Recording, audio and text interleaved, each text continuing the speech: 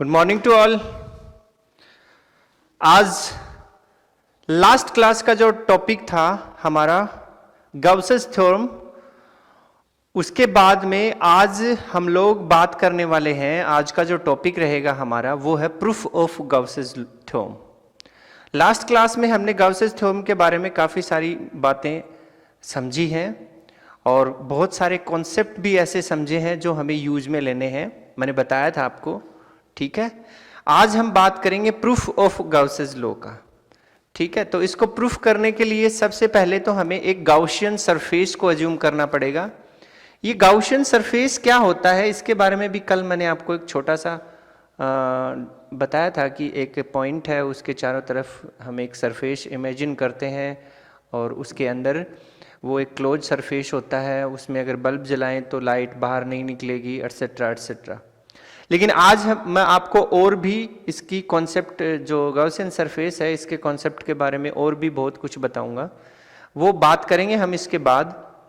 तो सबसे पहले हम कुछ कंसीडर करते हैं, इसको प्रूफ करते हैं। कैसे प्रूफ करना है इसके लिए देखिए हम लोग शुरुआत करते हैं। सबसे पहले हमने कंसीडर किया एक इमेजिनरी सरफेस, ठीक है। तो पहले मैं उस स्टेटमेंट को यहाँ पे राइट कर देता हूँ और आप देखते जाइए कैसे हम लोग इसको सोल्व करेंगे, समझेंगे। सबसे पहले हमने कंसीडर किया, consider imaginary surface in the shape, जो सरफेस इमेजिन किया है उसकी शेप कैसी ले रहे हैं हम लोग। मान लो हमने एक चार्ज ले लिया यहाँ पे, जैसे मैं एक डायग्राम बनाता हूँ, ये लीजिए यहाँ पे प्लस क्यू कोई चार्ज है, इससे स्मॉल आर पॉइंट, ये आर पॉइंट है स्मॉल आर डिस्टेंस के ऊपर।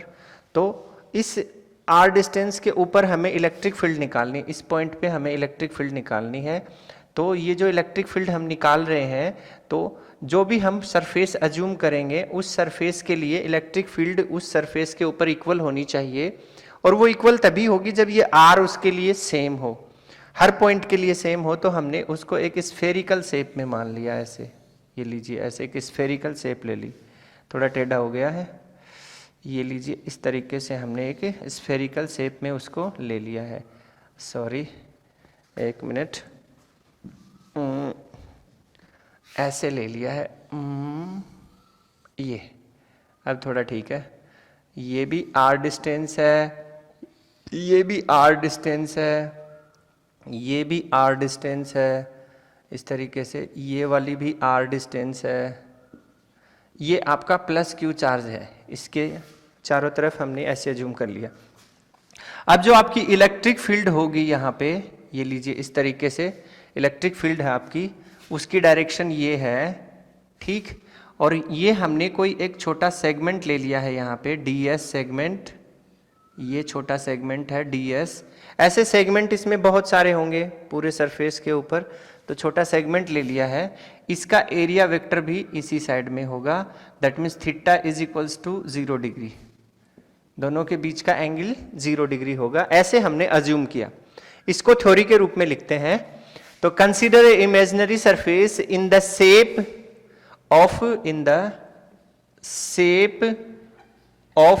Sphere such that plus q charge, ये चार्ज है आपका, plus Q charge lies at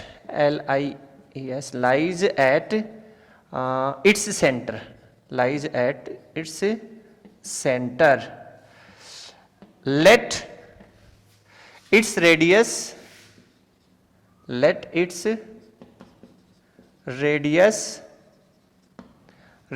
be r, ऐसे ले लिया हमने, ठीक है। अगर रेडियस इतनी है तो एरिया कितना होगा इसका स्फेयर का, देयरफॉर एरिया एस ले लिया 4 पाई r स्क्वायर, ये एरिया हो गया। इक्वेशन फर्स्ट बना दिया इसको, ठीक है, ये हो गया। अब देखो इसके हर एक पॉइंट के ऊपर जो इलेक्ट्रिक फील्ड है, इस स्फीयर के किसी भी पॉइंट के ऊपर इलेक्ट्रिक फील्ड जो है वो अगर हम फाइंड करें तो वो क्या होगी, electric field eight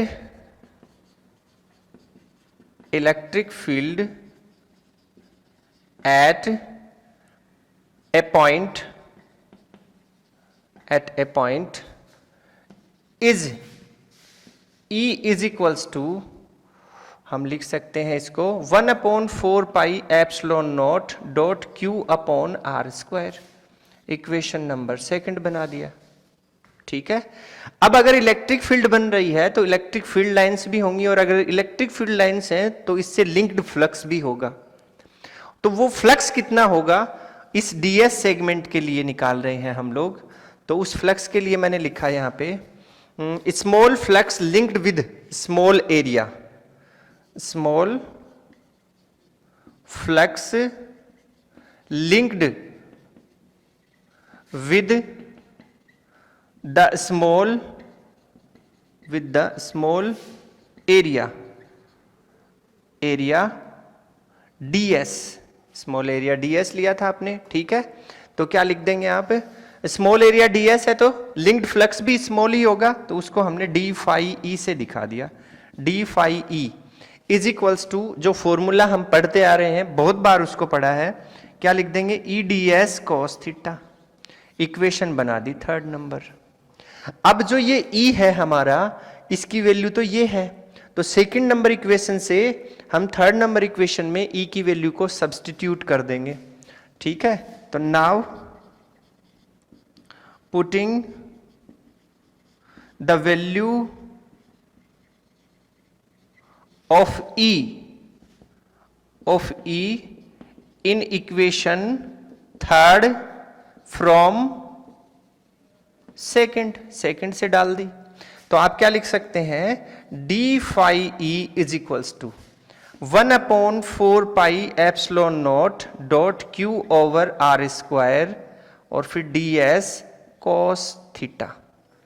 but theta is equals to 0 degree angle है, क्योंकि एरिया वेक्टर और इलेक्ट्रिक फील्ड की डायरेक्शन सेम है यहां पे, तो आप लिख सकते हैं since theta is equals to 0 degree, therefore d phi e is equals to 1/4 pi epsilon nought dot Q over R square ds cos 0 degree, और cos theta is equals to 0 degree, then cos 0 degree is equals to 1। ठीक है, तो यहां पे इसको दिखाने की जरूरत नहीं है। इसको बनाया हमने इक्वेशन नंबर 4। ये आ गया आपका स्मॉल सेगमेंट एरिया ds के लिए लिंक्ड फ्लक्स की वैल्यू, ये आ गई। ठीक है, अब हम कंप्लीट एरिया के लिए निकालेंगे, तो ऐसे ही ds इसमें बहुत सारे होंगे, यहां भी यहां भी यहां भी यहां भी, इस तरीके से पूरे में होंगे। ठीक है, तो देखो हम लोग यहां पे जब कंप्लीट के लिए कैलकुलेशन करेंगे, ये देखिए यहां से करते हैं कैलकुलेशन, तो flux linked with complete closed surface, flux linked with complete closed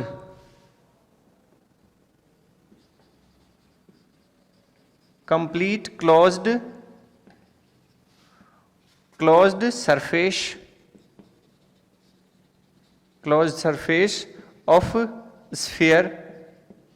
of sphere, तो क्या लिख देंगे, phi e, complete linked flux को फाई e से डिनोट किया, तो इंटीग्रेशन d फाई e, और कंप्लीट सरफेस के लिए s लगा दिया यहां पे। ठीक है, अब इसको बनाया हमने इक्वेशन नंबर 5। अब इक्वेशन नंबर 5 में d फाई e की वैल्यू को सब्स्टिट्यूट कर देंगे, तो आप लिखेंगे यहां से now from equation 4th and 5th, then phi e is equals to whole integration whole surface, यहां से आ जाएगा 1/4 pi epsilon nought dot Q over R square dot ds, ये आ गया।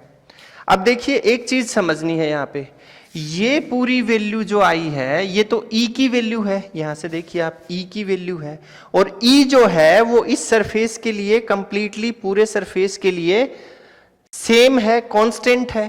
तो ये पूरी की पूरी वैल्यू कांस्टेंट हो गई, तो इसका इंटीग्रेशन हम कर नहीं पाएंगे, तो इसको हमने बाहर ले लिया।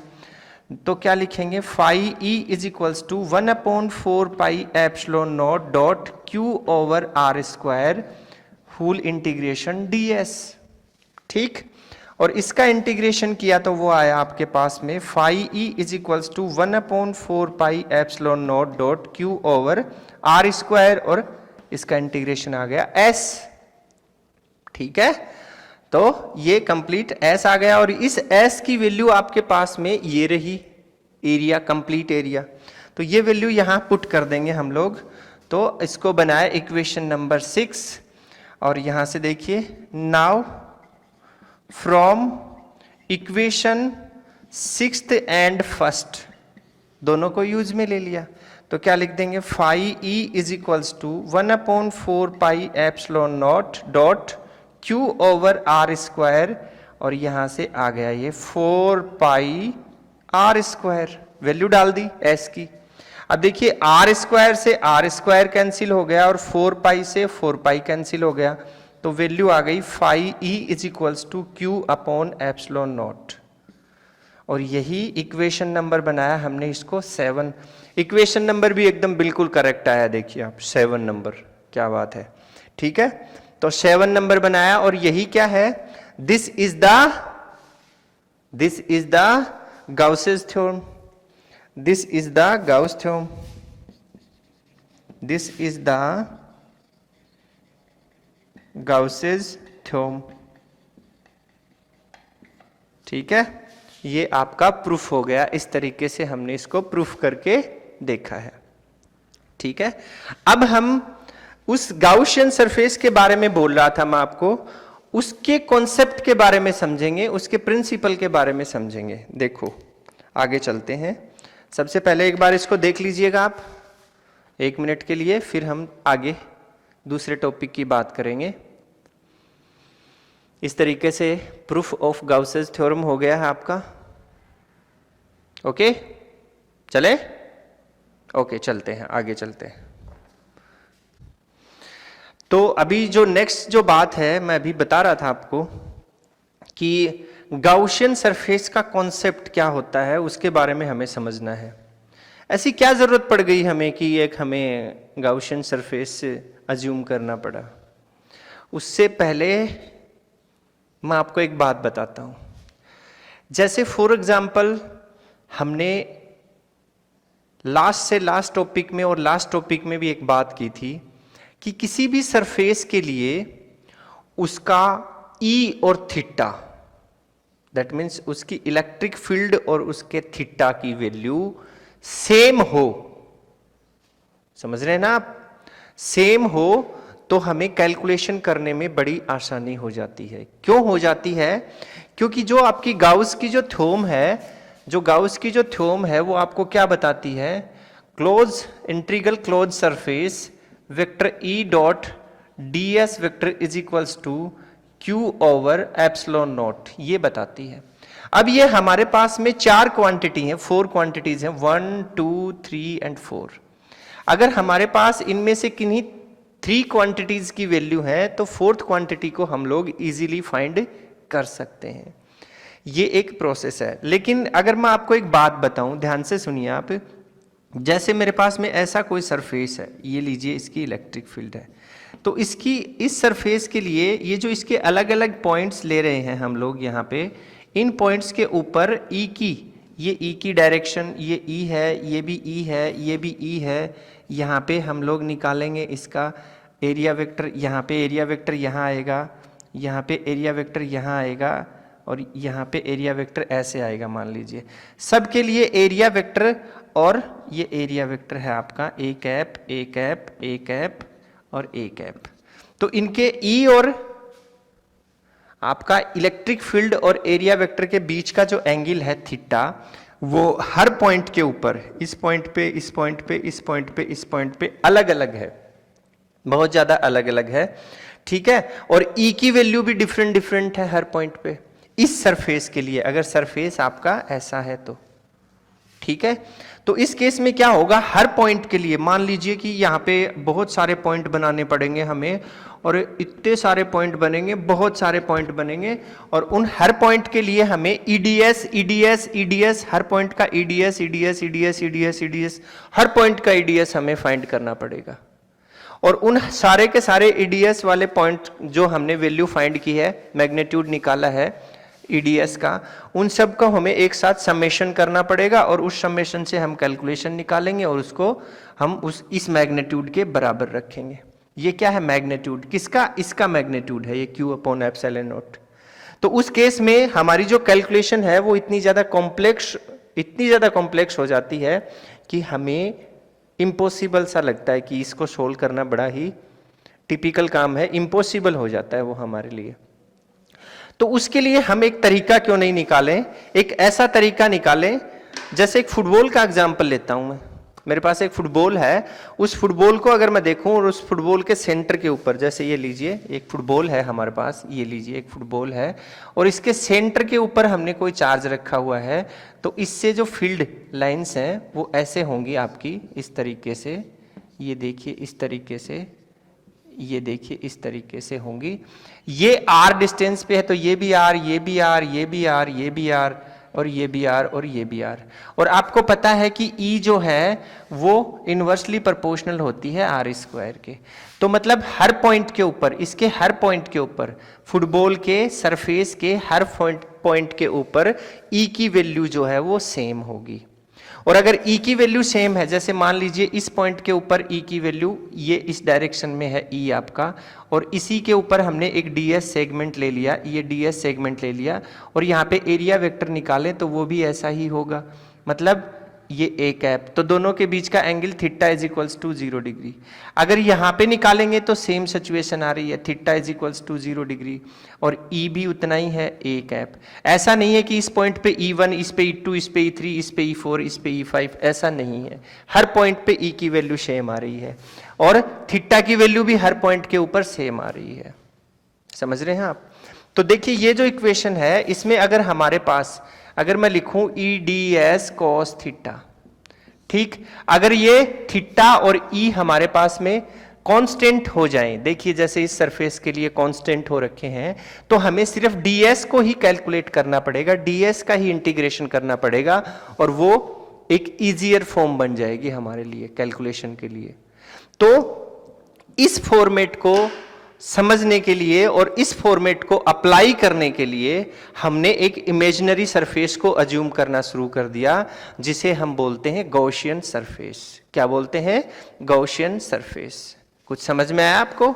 ठीक है। सिमेट्री बनाने के लिए मैंने बताया भी था, जब कल वाला जो टॉपिक था उसमें मैंने बताया भी था, सिमेट्री का भी पॉइंट लिखा था, उसमें मैंने 5 पॉइंट लिखे थे, जिसमें एक पॉइंट सिमेट्री का था, एक इनवर्स लॉ का था, इनवर्स स्क्वायर लॉ का था। लास्ट वाली क्लास में आप देखेंगे तो आपको पता लग जाएगा।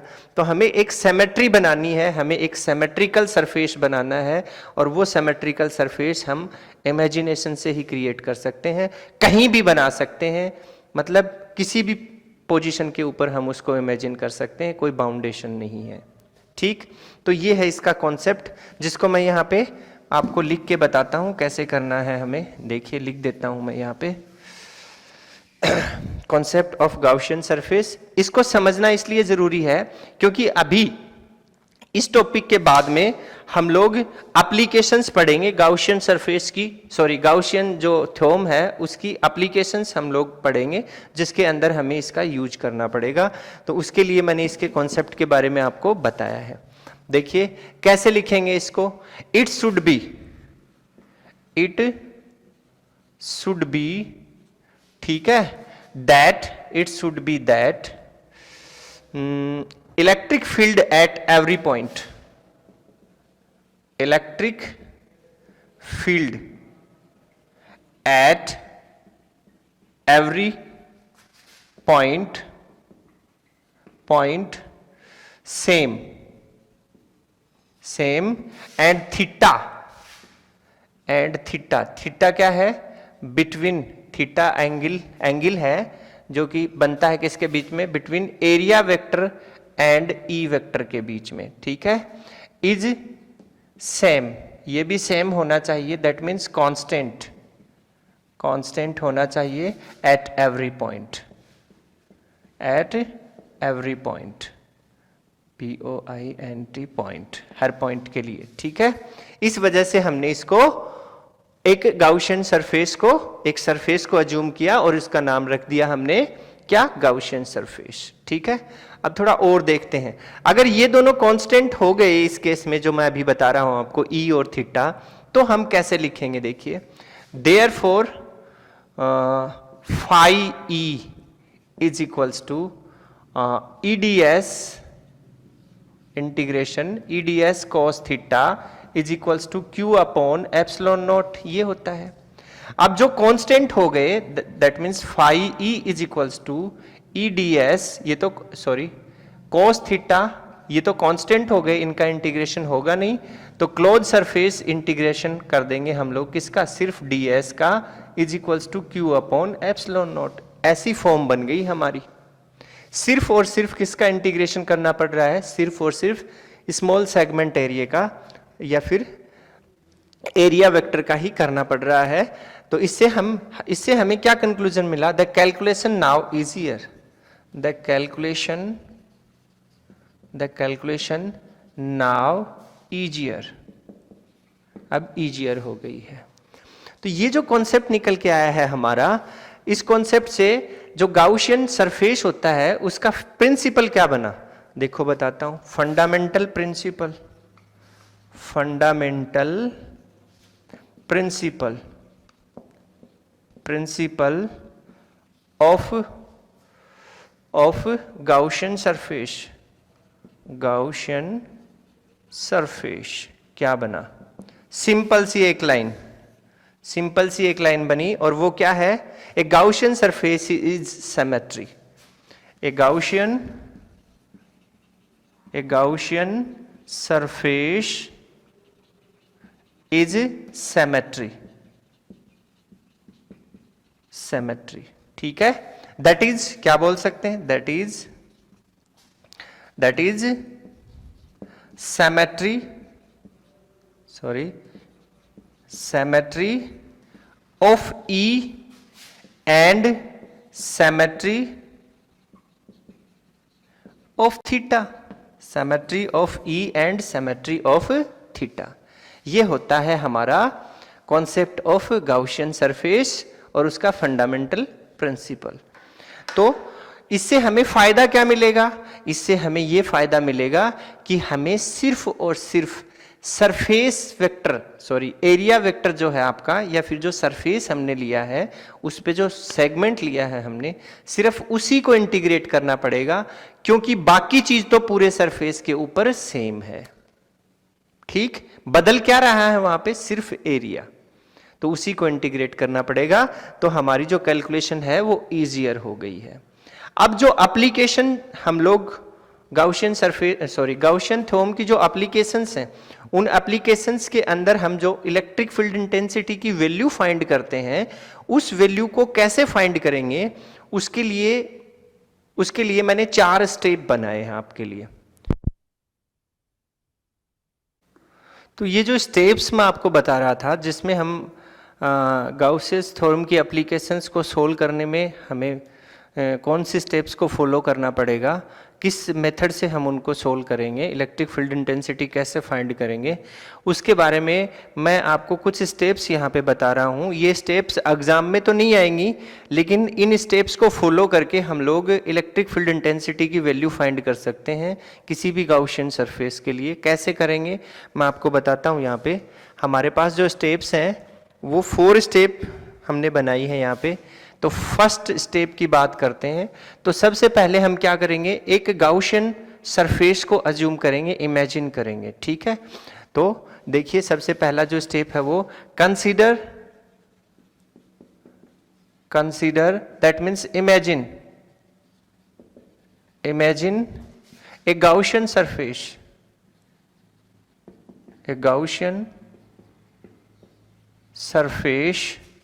such such that E and theta are symmetrical,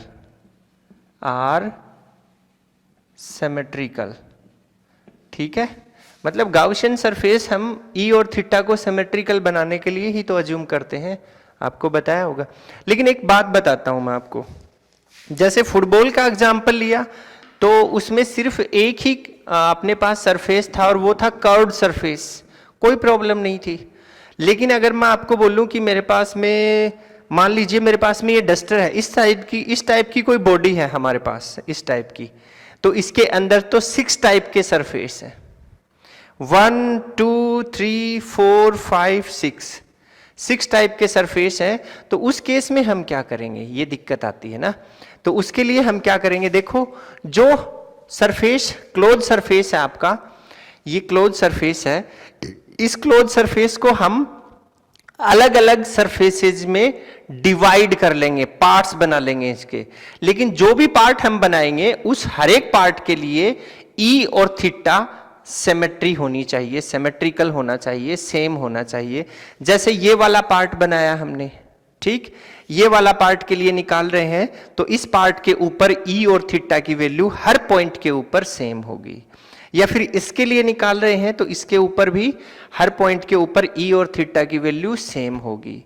तो मतलब हम इसको डिवाइड कर सकते हैं, ऐसी बात नहीं है। अगर एक सरफेस नहीं है तो हम उसको अलग अलग टुकड़ों में सरफेस में डिवाइड करके फिर उसको हम यूज में ले सकते हैं।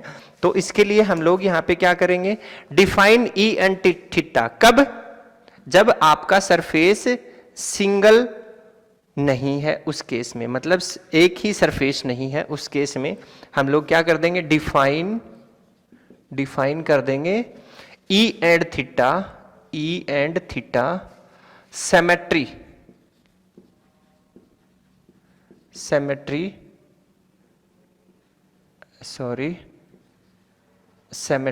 ऐसे लिख देते हैं, सिमेट्री ईच सरफेस, ठीक है। ये हो गया आपका। अब सेकंड पॉइंट, ये करने के बाद में सेकंड स्टेप पे आएंगे। सेकंड स्टेप पे आएंगे तो उसमें क्या करेंगे, हम कैलकुलेट करेंगे किसको, क्लोज सरफेस इंटीग्रेशन EDS को, इसको हम कैलकुलेट कर लेंगे लेफ्ट हैंड साइड, ठीक है। उसके बाद में थर्ड स्टेप में हम क्या करेंगे, कैलकुलेट, अब की बार हम कैलकुलेट करेंगे, ये चार्ज को कैलकुलेट करेंगे इनसाइड होना चाहिए, लेकिन कहां है, इनसाइड सरफेस, ठीक है। क्योंकि हमारी जो इक्वेशन है वो तो यही है ना, EDS is equals to Q upon epsilon nought. Epsilon nought की तो वैल्यू हमें पता ही है। Q को कैलकुलेट करेंगे इनसाइड द सरफेस, इसको कैलकुलेट करेंगे, ये लेफ्ट हैंड साइड में मैंने लिखा है यहाँ पे, कैलकुलेट कर लेंगे इसको, ठीक है। फिर फोर्थ स्टेप में क्या करेंगे, ये सब करने के बाद में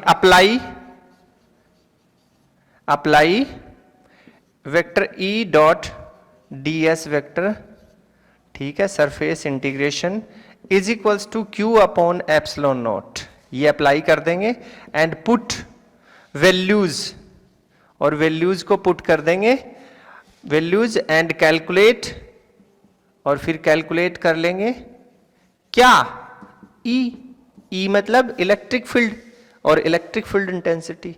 ये हमारी 4 स्टेप हैं जिनसे हम लोग कैलकुलेशन निकालेंगे।